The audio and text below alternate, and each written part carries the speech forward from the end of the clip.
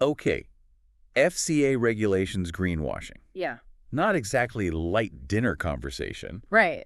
but after digging through these articles you sent over, Yeah. it seems like something we need to pay attention to. Absolutely. Companies trying to make their products sound eco-friendly even if they aren't is nothing new. Right. But now the UK's Financial Conduct Authority, Mm. the FCA, Yeah. is taking it seriously with real consequences. What's fascinating here is that this isn't just about misleading marketing anymore. Right. We're talking about real regulations with serious implications for financial firms and, by extension, investors like you. And it's not just those eco-conscious cleaning wipes that come wrapped in 5 layers of plastic anymore. Exactly. We're talking about how companies talk about their investments, their funds, Mhm. their entire approach to sustainability. You've handed us a whole stack of articles on the FCA's new sustainability rules, so it seems like you're trying to stay ahead of the curve. Yeah. Good move.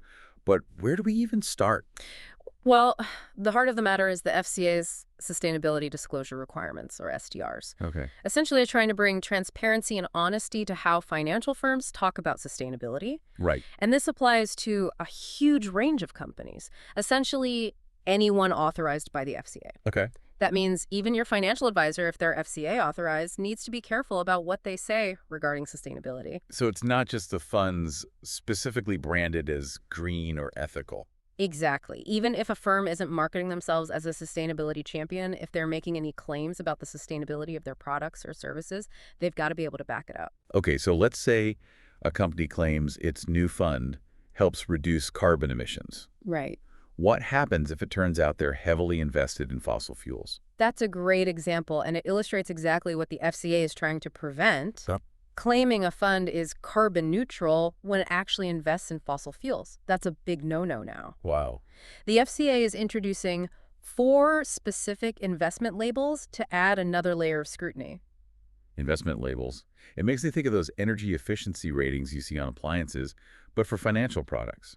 That's a great analogy. These labels are intended to make it easier for investors to compare different products and see how they stack up in terms of their sustainability goals. Right. We've got labels ranging from sustainable focus to impact investing, each with its own set of criteria that firms have to meet. And to your point about the carbon neutral fund, those kinds of misleading claims won't fly under these new labels. Right. They just won't fly. Yeah. Yeah. You know, speaking of things that won't fly, Yeah. we can't ignore that deadline you mentioned. Right. May 31st has already passed. Yeah. So these new anti-greenwashing rules from the FCA are in effect, right? Absolutely. Companies need to be on top of this right now. The clock is ticking, and this particular rule casts a wide net. Yeah.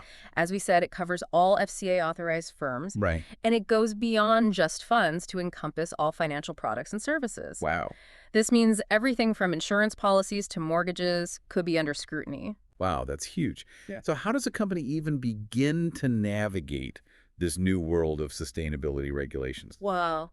The source material you shared mentioned 10 key steps companies need to take. Right, and those 10 steps are crucial for companies trying to navigate these new regulations. Okay. The first one, reviewing existing claims, that's a biggie. Right. Companies need to comb through every piece of marketing material, every product description, every client communication.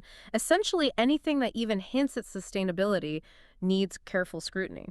Yeah, I can imagine that's a daunting task for a global firm with tons of products. Right. It's more than just changing a few words on a website, isn't it? It's way more than that. Remember, these rules apply to all sorts of sustainability-related claims. Right. For example, if a company implies that a certain investment strategy benefits the environment, they better have solid data to support that claim. Okay. We're talking robust methodologies, verifiable data, clear explanations. Right. Yeah. It makes those eco-conscious cleaning wipes sound pretty tame in comparison. I'd say so. And here's where it gets really interesting for investors like you. Okay. Imagine you're looking at 2 investment funds. Okay. One claims to be green, and the other boasts sustainable returns. Right.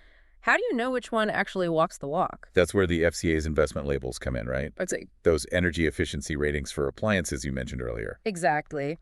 These labels, ranging from sustainable focus to impact investing, are designed to cut through the jargon and give investors like you a clear picture. No more vague terms or inflated claims. Right. The FCA wants to ensure everyone speaks the same language when it comes to sustainability. It seems like a huge undertaking for these financial companies, though. Hmm. What are some of the most critical actions they need to take to comply with these new regulations? Well, aside from reviewing their existing claims, they need to ensure those claims are properly substantiated. Uh, Remember that carbon neutral fund example we discussed? They'd better have the data to back it up. okay, so data is crucial. What else is on that checklist? Staff training is another big one. Okay, This might seem mundane compared to reviewing marketing materials, but it's absolutely critical. right. Untrained staff could easily make inaccurate sustainability claims, Yeah, even if it's unintentional. right. And that could land the company in hot water with the FCA. It's happened before. It's like that old saying, it takes a whole team to comply with complex financial regulations. Exactly. And this isn't just about avoiding those hefty FCA fines. Right, It's about something much bigger, investor trust. right. If investors can't trust the information they're getting, they're less likely to put their money into these types of products and services, which then slows down the transition to a more sustainable economy. Precisely. It's all interconnected. Yeah. And this is where the UK green taxonomy comes into play. Okay. It builds on these FCA regulations, adding another layer of depth. Okay, so we've talked about the FCA regulations and the how, those 10 key steps companies need to take. Right. Now you're bringing in the why with the UK green taxonomy. You got it. Think of the green taxonomy as a rulebook clearly defining which economic activities can be considered environmentally sustainable. So it's like a dictionary for what actually counts as green, helping investors like myself avoid those misleading claims. Exactly. By aligning the FCA regulations with the green taxonomy, the UK sends a clear signal to companies and investors. Sustainability claims need to be credible, transparent, and consistent with internationally recognized standards. And that brings us to the bigger picture. It's like this whole sustainability movement is gaining momentum, not just in the UK, but globally. Absolutely. The UK is definitely trying to be a leader in sustainable finance, and these efforts with the FCA and green taxonomy are attracting international attention. Other countries are grappling with the same greenwashing concerns and looking for effective solutions. So it's not just about avoiding some fines from the FCA.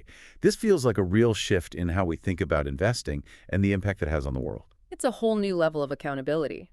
By aligning with the green taxonomy and aiming for international consistency, the UK is saying that sustainability isn't just a local issue, it's a global responsibility. That's a powerful message.